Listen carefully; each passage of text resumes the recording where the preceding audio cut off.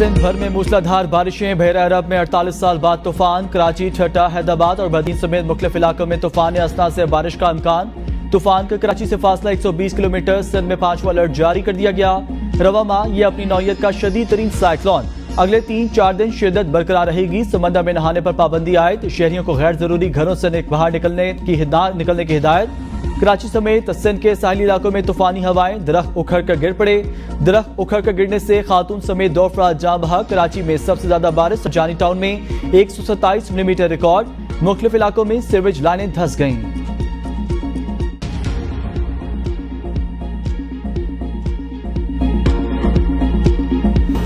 Iraq Airways के 2 त्यारों में funny खराबी के बाइस 654 पाकिस्तानी ज़ायरीन बगदाद एयरपोर्ट पर फंस गए। दफ्तर खारजा के मुताबिक सफारत खाने ने ज़ायरीन को खाना और आर्जी रिहाइश फराहम कर दी। नायब वज़ीर आज़म की पाकिस्तान के सफ़ी को ज़ायरीन की जल्द वतन वापसी तक देखभाल की हिदायत। चौधरी सालिक का इराक में पाकिस्तानी सफ़ीर ज़िशान अहमद को फ़ोन। पाकिस्तानी सफ़ीर ने कहा, पासपोर्ट गुम होने की खबरों में सदाकत नहीं। सूरत-ए-हाल टूरिज्म कंपनियों के बद इंतजामी के बाइस पैदा हुई। 350 ज़ायरीन आज कराची पहुंच जाएंगे। यही जहाज आज ही वापस आकर बाकी ज़ायरीन को वापस लेकर जाएगा।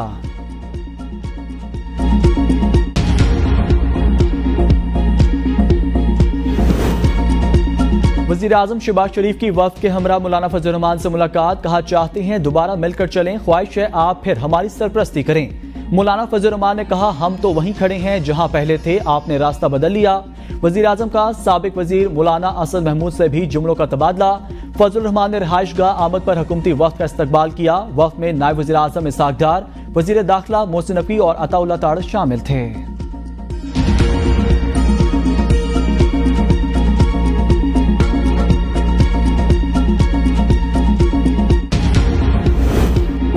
तहरीक इंसाफ कोर कमेटी का इजलास, मजमूई सियासी सूरत-ए-हाल का जायजा। जराये के मुताबिक बानी PTI को जेल में मिलने वाली सहूलियात पर अदम इत्मीनान का इजहार। जलसे के कामयाब इनेकाद के लिए तमाम वसाइल बुरे कार्ड लाने का फैसला। सूबाई हुकूमत में इख्तलाफात बारे अली मीन की ब्रीफिंग। कोर कमेटी का तमाम रहनुमाओं को साथ लेकर चलने पर जोर। मिशाल यूसुफजई सिर्फ बानी PTI के जेल मामलात की फोकल पर्सन होंगी।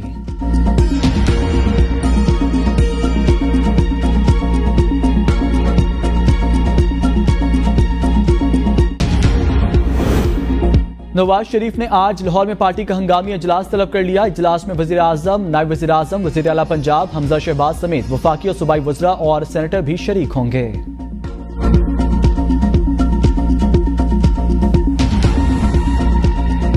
पाकिस्तान के दुश्मन मुखालिफ हैं, उनके साथ किसी किस्म की बातचीत का सवाल नहीं पैदा होता। 26 तारीख को एक माहौल पैदा किया गया, वो सिर्फ और सिर्फ ये था कि बलूचिस्तान में एक अलहदगी तहरीक जो है दुश्मनाने पाकिस्तान को निशाने इबरत बनाएंगे। वज़ीर आज़म शहबाज शरीफ का काबीना इजलास से खिताब। कहा, पाकिस्तान के दुश्मनों से बातचीत का सवाल ही पैदा नहीं होता, सिर्फ रियासत पाकिस्तान को मानने वालों से ही डायलॉग होंगे। दहशतगर्दों को बाहर से मदद मिल रही है। बलूचिस्तान में नफरत के बीज बोने की कोशिश की गई। कल कोयटा में थे, बलूचिस्तान में दहशतगर्दी की इंतहा थी। मुहिब वतन लोग चाहते हैं बलूचिस्तान तरक्की करे, अमन हो। बलूचिस्तान का वाक़या इंतहाई दिलखराश, शहीदों का खून रायगा नहीं जाएगा। पाकिस्तान आर्मी के अफसर और जवान दिन रात दहशतगर्दों का पीछा कर रहे हैं। पाक आर्मी के अफसरान और जवानों को वफाकी और सूबाई गवर्नमेंट की पूरी सपोर्ट है।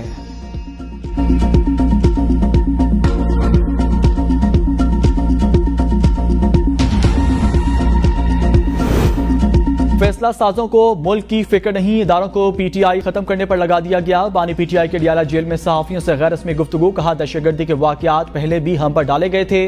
पहले कहते थे PTI की सेटलमेंट से दहशतगर्दी बढ़ी, अब कहते हैं क्रॉस बॉर्डर दहशतगर्दी हो रही है। 22 अगस्त को मनसूख होने वाले जलसे के बाद पार्टी के अंदर लड़ाई हो रही है, हमें गालियां पड़ रही हैं। कारकुनान को गुस्सा है, मालूम है बुरे वक्त में कौन कौन पार्टी छोड़कर गया।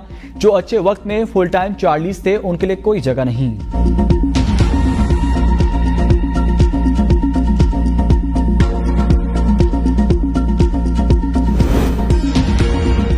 बानी PTI सहूलियात का रोना रोने के बजाय अदालतों में अपनी बेगुनाही साबित करें। एहसन इकबाल का ईवान में इज़हार ख्याल। कहा, अपोजिशन लीडर ने मुतालबा किया पार्टी चेयरमैन को बेहतर सहूलियात दी जाएं।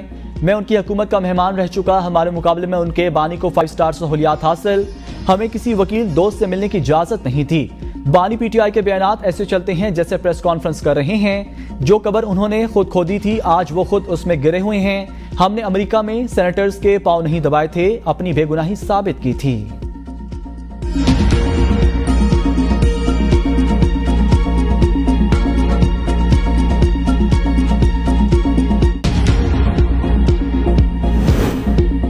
बानी पीटीआई को जो सहूलियात मिलनी चाहिए वो नहीं मिल रही, बेटों से बात करना उनका हक है। अपोजिशन लीडर उमर अय्यूब खान कहते हैं हनीफ अब्बासी दूसरों पर तनकीद के बजाय अपने गिरबा में झांकें। चेयरमैन पीटीआई ने कहा बानी पीटीआई को जेल में सहूलियात दस्तयाब नहीं, इस हवाले से हुकूमत झूठ बोल रही है।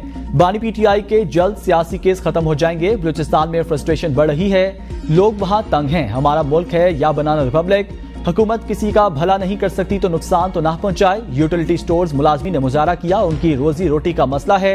होश के नाखून लें, अवाम बद्दुआएं दे रहे हैं।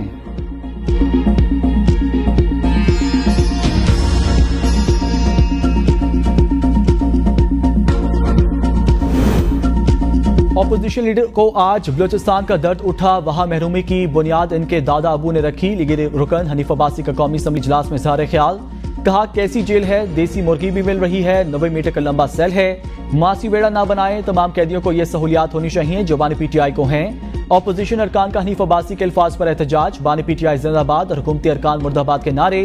स्पीकर ने हनीफ अब्बासी के कुछ अल्फाज हज़फ कर दिए। इजलास पीर तक मुलतवी।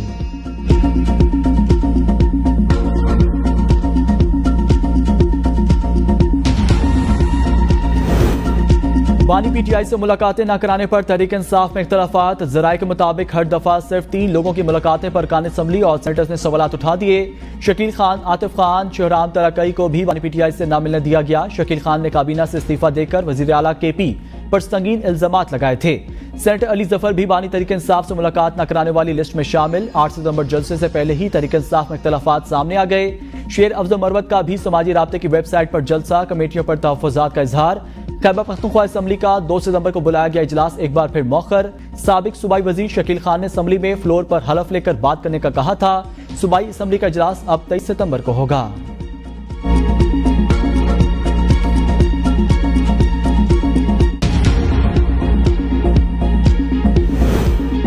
चेयरमैन पब्लिक अकाउंट्स कमेटी के इंतखाबात 15 सितंबर को शेड्यूल। तहरीक इंसाफ शेख वकास अकरम के नाम पर तकसीम, क़यादत बज़िद। कुछ पार्टियां रकीन नाम तब्दील करने की हामी, अरकान किसी और को चेयरमैन पीएसए के लिए नामजद किए जाने की हामी हैं।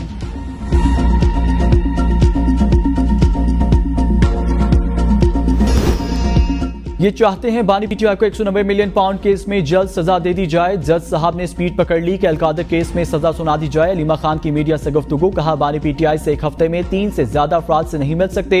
हुकूमत को 8 सितंबर के जलसे का खौफ बढ़ गया। बानी पीटीआई ने कहा लोग 8 सितंबर को जलसे में खुद ही आ जाएंगे।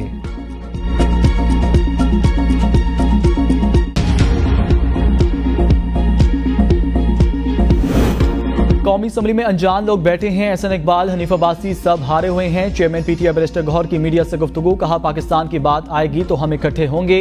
सी पैक पर भी हम इकट्ठे हैं। ये कहना पाकिस्तान मजबूत हाथों में है काफी नहीं।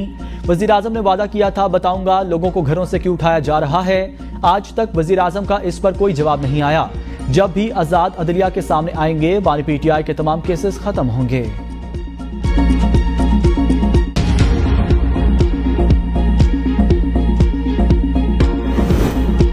बानी पीटीआई की कॉल पर कोई बाहर नहीं निकला। ये इनकलाब नहीं इक़्तिदार चाहते हैं। तलाल चौधरी कहते हैं पीटीआई के कारकुन नहीं निकल रहे, इनकलाब कहीं दूर पीछे रह गया।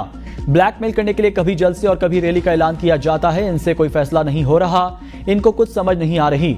190 मिलियन पाउंड केस में इन्हें पता है सजा होगी।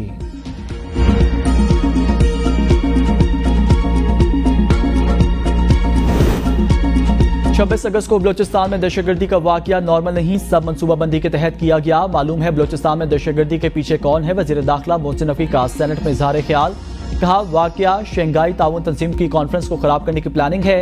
बहुत से लोगों को तकलीफ है, SCO ना हो हम कॉन्फ्रेंस की मेजबानी करेंगे।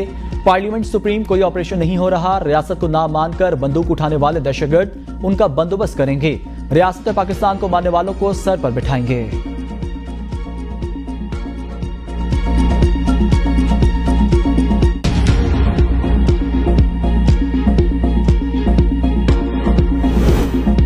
बलूचिस्तान के मसाइल का सियासी हल निकालना होगा, सिर्फ ताकत के इस्तेमाल के नताइज अच्छे नहीं होंगे। कायदे हस्ब इख्तलाफ शिबिर अफराज का सेनेट इजलास में इजहार ख्याल, कहा हमने दहशतगर्दी की मजम्मत की, वजीर ने परेशान कुन बात की, जो बंदूक उठाते हैं उनका बंदोबस्त कर लेंगे। ये तय करना कौन पाकिस्तानी है और कौन नहीं इतना सादा नहीं। बलूचिस्तान बदल चुका, अब वो बहुत आगाह हैं। हमें चाहिए बलूचिस्तान के असल शराकतदारों को ऑन बोर्ड लें, साथ बिठाकर मसले का हल तलाश करें। जंगों के आखिर में भी मुज़ाकरात की टेबल पर ही आना पड़ता है। अगर दहशतगर्द अफगानिस्तान में हैं तो अफगानिस्तान से बात करनी होगी।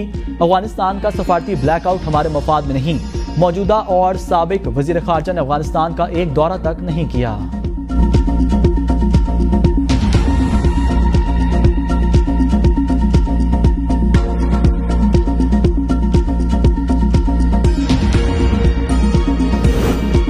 एक शख्स ने 23 साल से मुल्क को अजाब में डाला हुआ है। रहनुमा मुस्लिम लीग नून खेल दास कोहिस्तानी की ABN न्यूज के प्रोग्राम बदलों में गुफ्तगू। कहा नवाज शरीफ ने मुल्क से दहशतगर्दी का खात्मा किया। बानी PTI ने दहशतगर्दों को मुल्क में वापस लाया। मेहरबानो कुरैशी ने कहा हुकूमत बानी PTI पर तनकीद बिला जवाज कर रही है।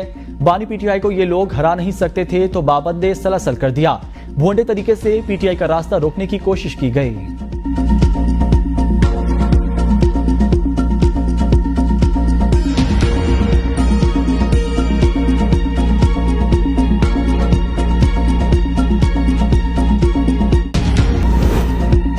Deputy chairman planning commission Jahanzeb Khan ओहदे से मुस्ताफी। मोहम्मद जहांजेब का इस्तीफा मंजूर। नोटिफिकेशन जारी। वजीर आजम ने वफाकी वजीर एहसन इकबाल को प्लानिंग कमीशन का डिप्टी चेयरमैन मुकर्रर कर दिया।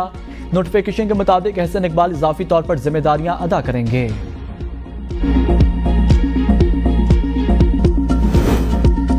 कराची में बारिश के बाद सूरत हाल काबू में है। जहां पानी है वहां निकास का अमल जारी है। गुलशन टाउन और KMC इंतजामिया सड़कों पर है। माजी में नया पुल के तरफ पानी होता था, अब सूरत हाल मुख्तलिफ है। सूबाई वजीर शर्जील मेमन की मीडिया से गुफ्तगू। कहा मानसून बारिशों के बायस सूबे 6 अमवात हुई हैं, फसलों को भी नुकसान पहुंचा। इंतजामिया मुकम्मल तौर पर अलर्ट है।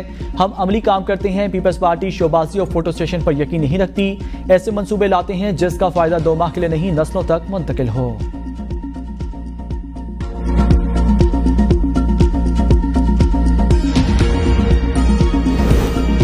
सूबे में बारिशों ने तबाही मचा दी। सिंध के हुक्मरान अच्छी तरह डूबने का इंतजार कर रहे हैं। PTI सिंध के सदर हलीम आदिल शेख कहते हैं ये वक्त इमदाद हड़पने का नहीं, अवाम की मदद करने का है। गुज़िश्ता 3 रोज में सिंध के कई शहरों में तेज बारिश हुई है। PTI में रिलीफ एग्रीकेशन सिंध के तमाम महकमे गायब हैं। एक तमाशा करने के लिए जिम्मेदार वजीर फोकल पर्सन नामजद किए हैं।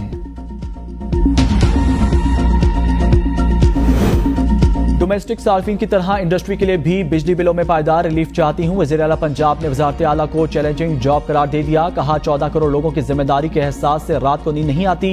हालात को एक दम नहीं बदला जा सकता, लेकिन बदलने का अज़म और हौसला मौजूद। सनतकारों से मिलकर हालात बदलेंगे। मरीम नवाज से एंटरप्रेन्योर्स ऑर्गेनाइजेशन के वफ्द की मुलाकात। इंडस्ट्री के मसाइल हल करने के लिए आला सतह कमेटी बनाने की तजवीज़ पर इत्तफाक। वज़ीर आला पंजाब की ज़िलाई अमन कमेटियों की अस्तरनो तश्कील की मंजूरी।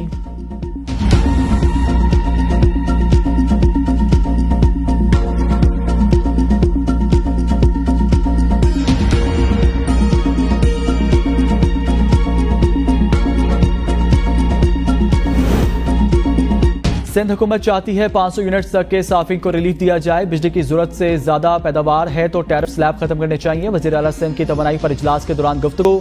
वफाकी वज़ीर तवानाई अवैस लगारी की इजलास में ऑनलाइन शिरकत। वज़ीर आला सिंध ने कहा चाहते हैं वफाकी हुकूमत गरीब सार्फिन को रिलीफ दे।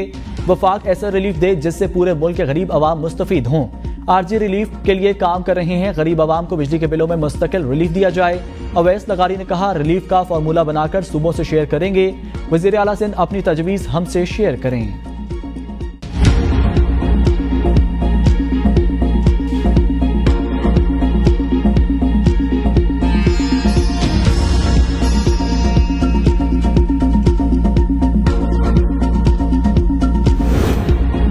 गुरबत ने बच्चों की मोहब्बत पर से पुश डाल दी। कराची सेंट्रल जेल में तैनात सिपाही वहीद का बच्चे फरोख का ऐलान। सिपाही वहीद का कहना है 9 बच्चे हैं, 4 बेचने लाया हूँ।